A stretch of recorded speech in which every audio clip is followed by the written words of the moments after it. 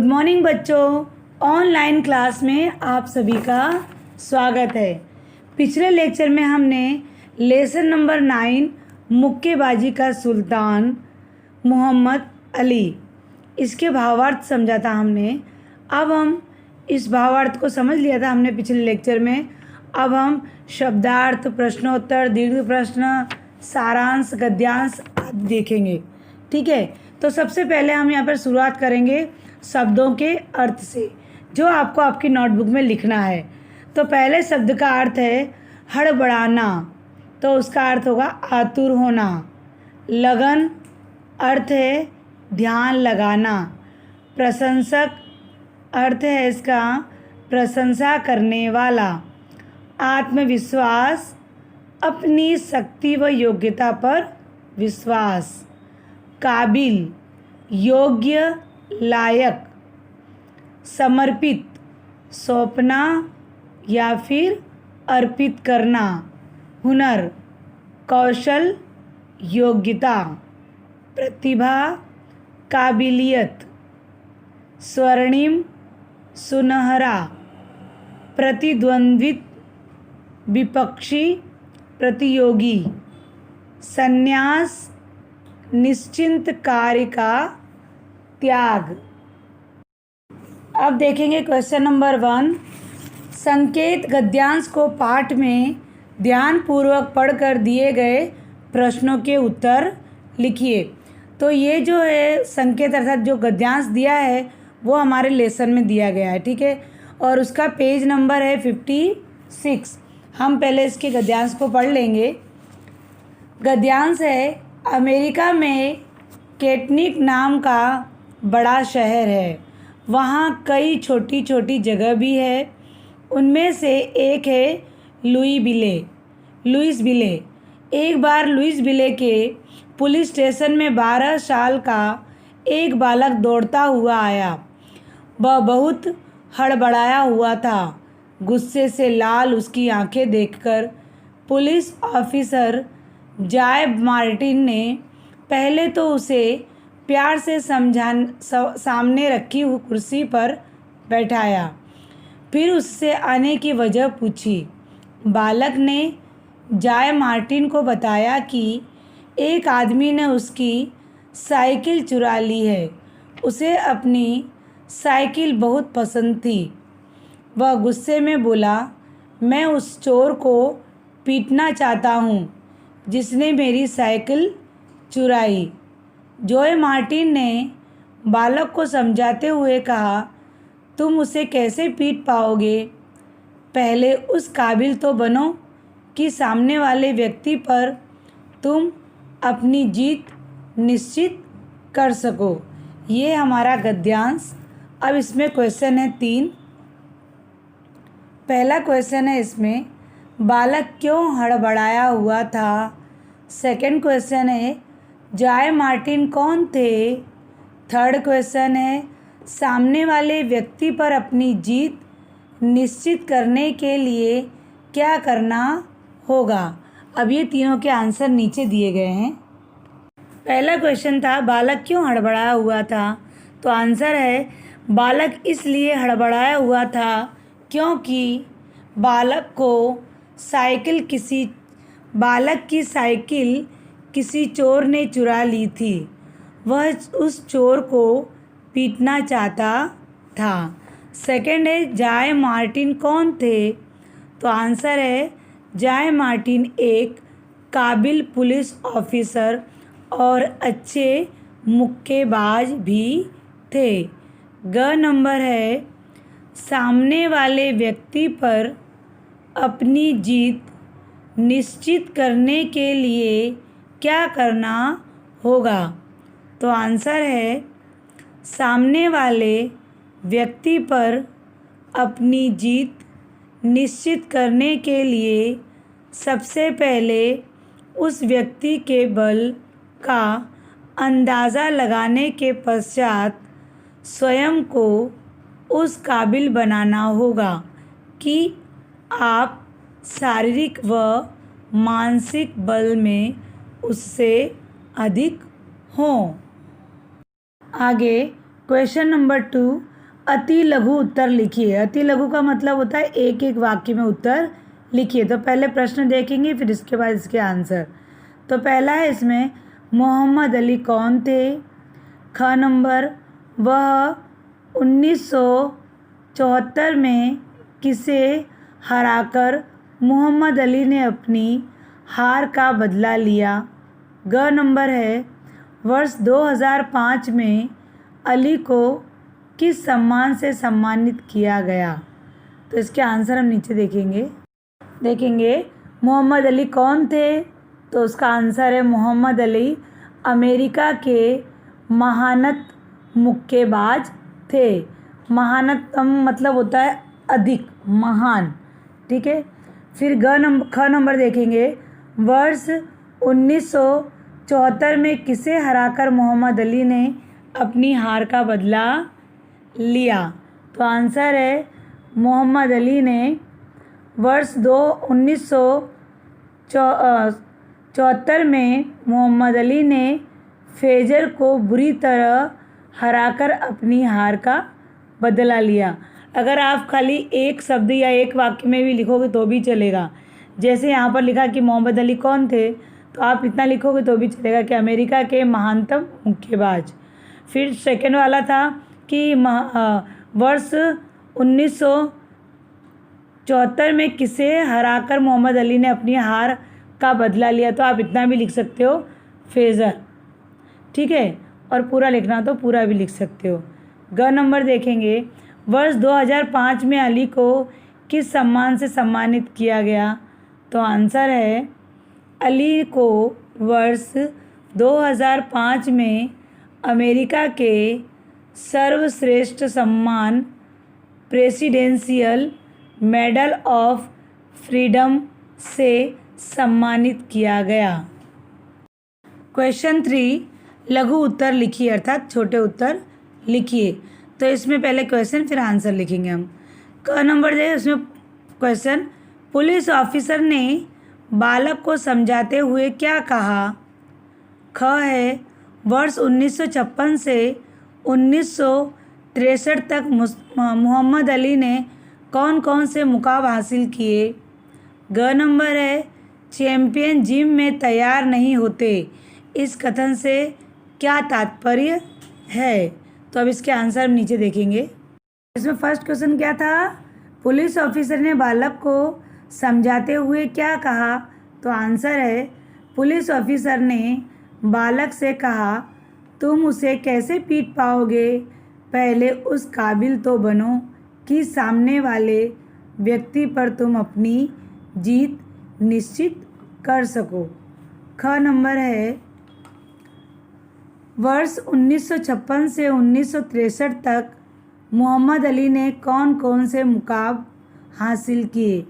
तो आंसर है, अली ने 1956 में गोल्डन ग्लव्स टूर्नामेंट का खिताब जीता। उसके 3 साल बाद उन्होंने पोलैंड के बिग्न्यू पिजटकोस्की को हराया।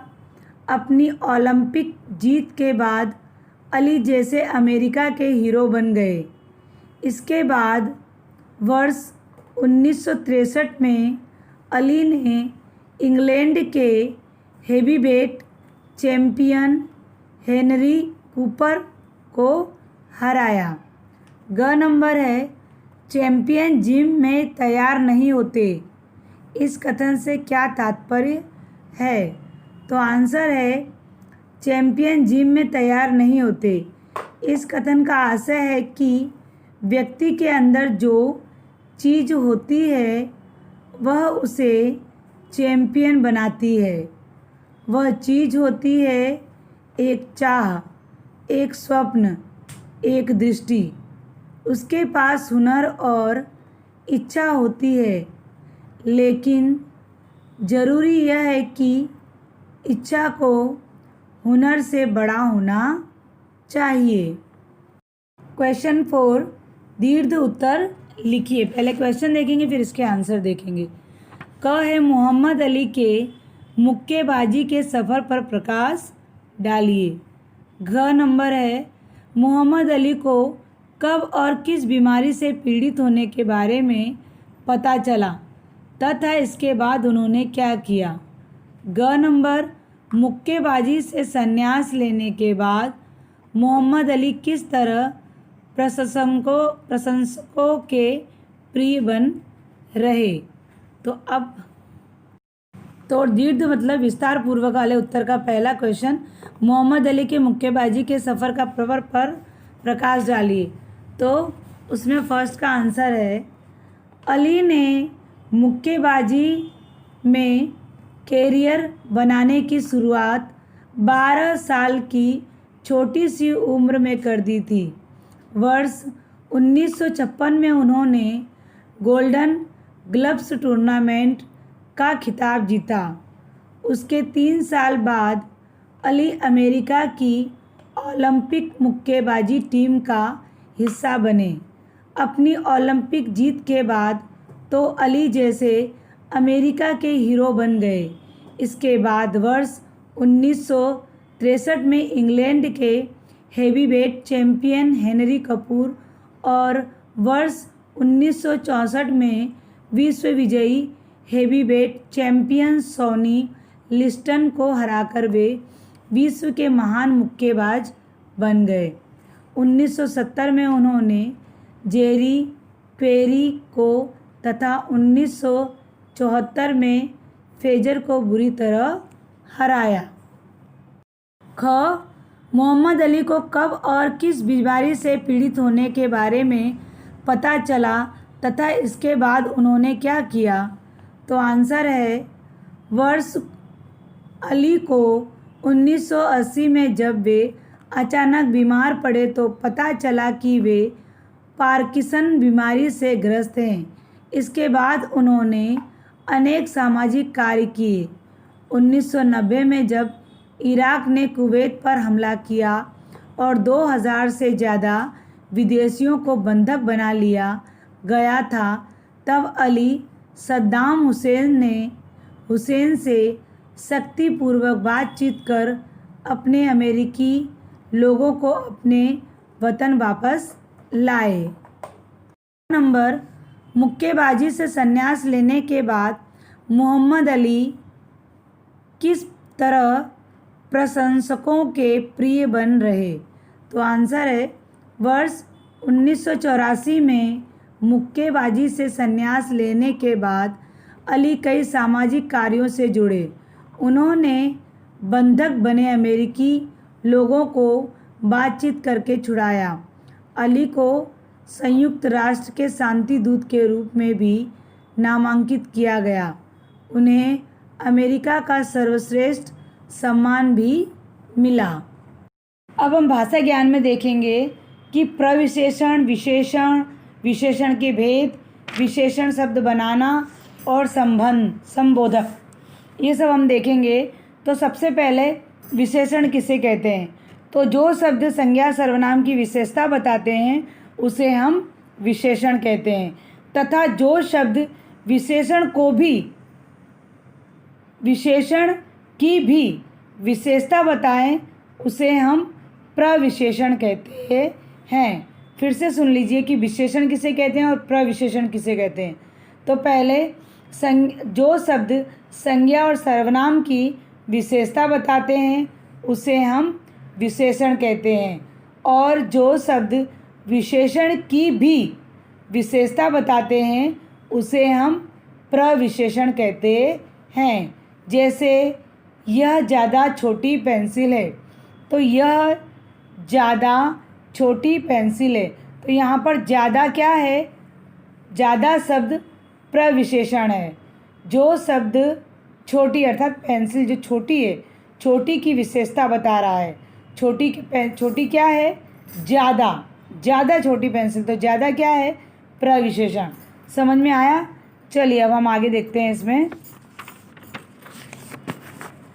यहाँ पर दिया गया है कि प्रविशेषण लिखना है आपको और विशेषण लिखना है। जो यहाँ पर सब जो हम वाक्य दिए हैं उसके अंदर से आपको प्रविशेषण और विशेषण छांटकर अलग अलग लिखना है।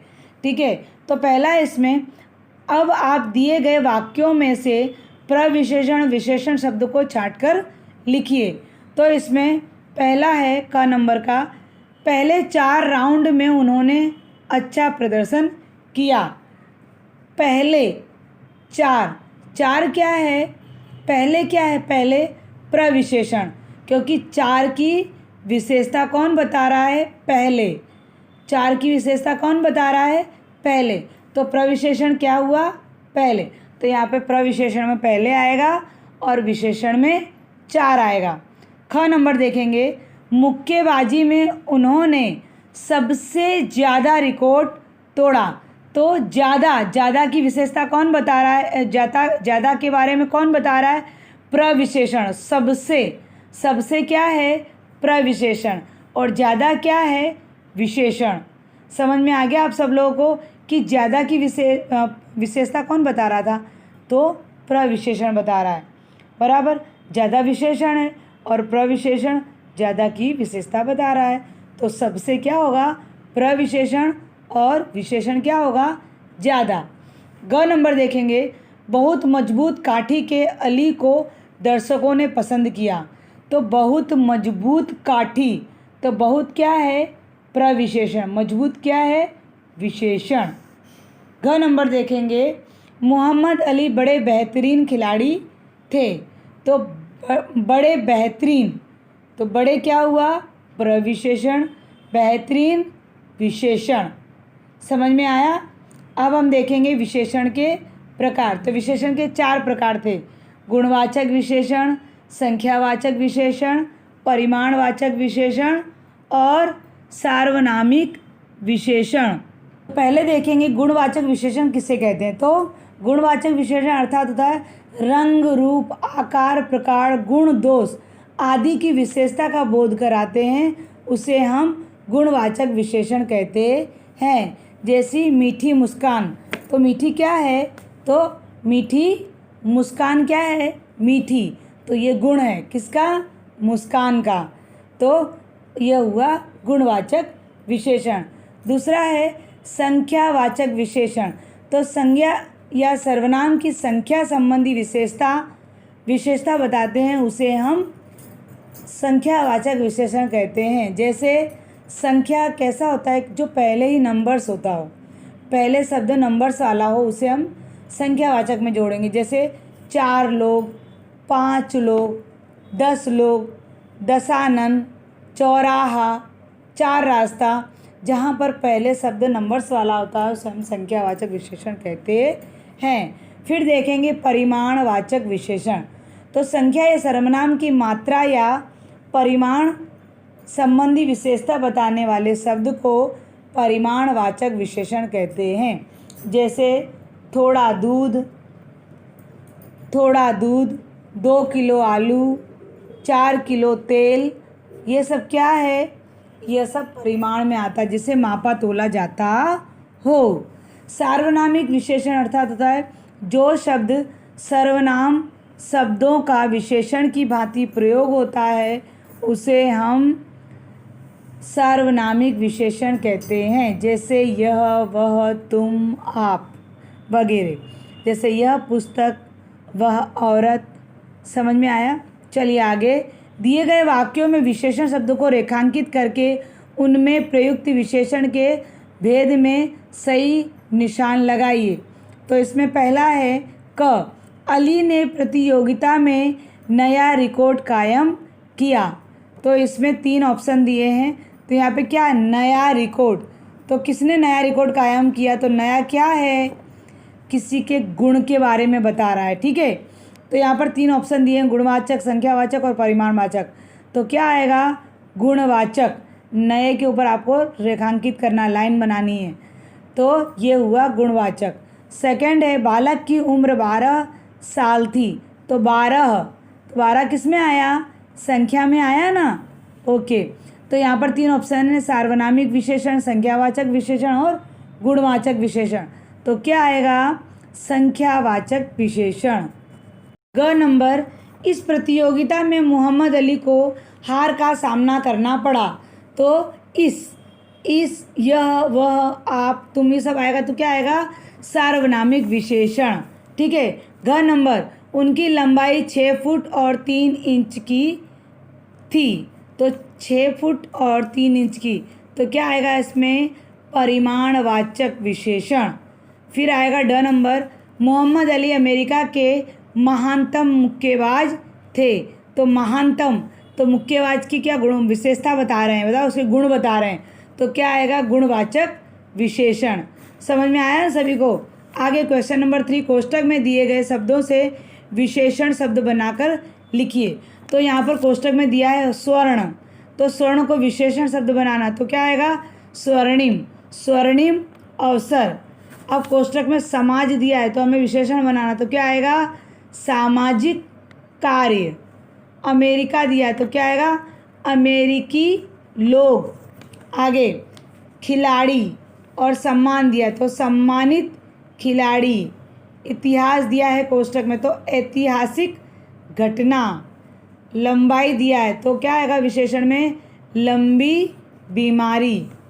क्वेश्चन नंबर 4, घर के पास मंदिर है, इस वाक्य में रेखांकित शब्द वाक्य के अन्य शब्द से संबंध बताता है, इसलिए इसे क्या कहेंगे? संबंध बोधक। जो एक वाक्य दूसरे वाक्य के साथ संबंध बताता हो उसे हम क्या कहेंगे?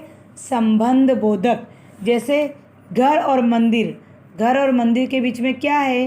के पास, तो के पास शब्द क्या है? संबंध बता रहा है, किसमें किसमें? घर और मंदिर में। समझ में आया ना आप लोगों को? ठीक है, तो देखेंगे हम। हाँ, क नंबर, जोय मार्टिन एक काबिल पुलिस ऑफिसर होने के साथ साथ अच्छे मुक्केबाज भी हैं, तो के साथ साथ क्या है? संबंध बता रहा है, किसमें किसमें? कि पुलिस ऑफिसर और अच्छे मुक्केबाज, तो पुलिस ऑफिसर और मुक्केबाज दोनों में संबंध क्या बता रहा है? के साथ साथ। समझ में आया?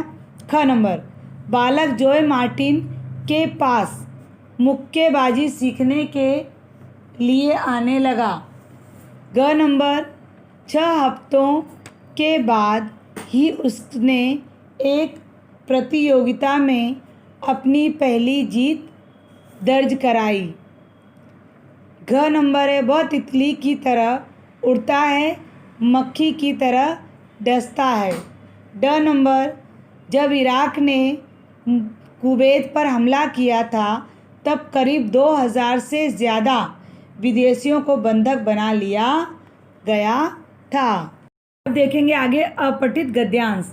तो यहाँ पर अपठित अर्थात पढ़े बिना का गद्यांश है। पहले गद्यांश पढ़ेंगे, फिर इसके क्वेश्चन पढ़ेंगे, इसके भी नीचे इसके आंसर दिए गए हैं। ठीक है, चलिए।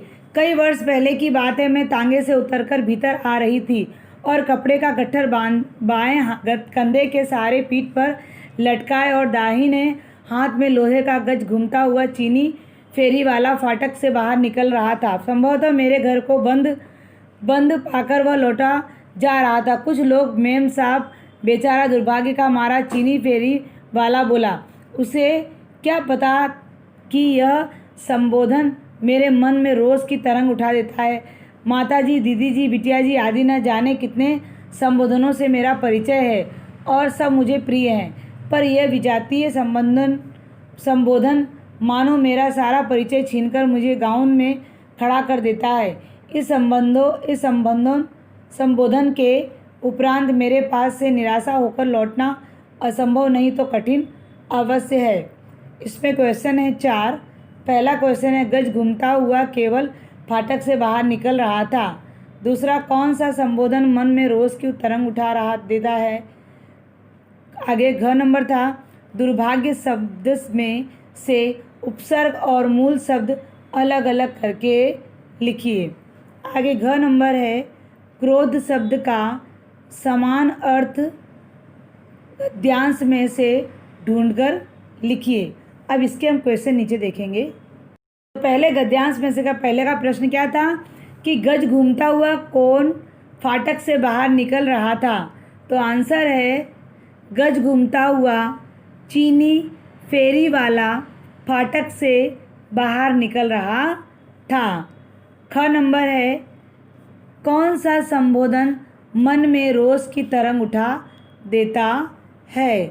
तो आंसर है, मेम साहब संबोधन मन में रोष की तरंग उठा देता है। ग नंबर है दुर्भाग्य शब्द में से उपसर्ग और मूल शब्द अलग अलग करके लिखिए।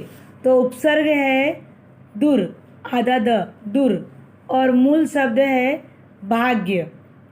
आगे घ नंबर देखेंगे, क्रोध शब्द का समान अर्थ गद्यांश में से ढूंढकर लिखिए। तो आंसर है क्रोध शब्द का रोष।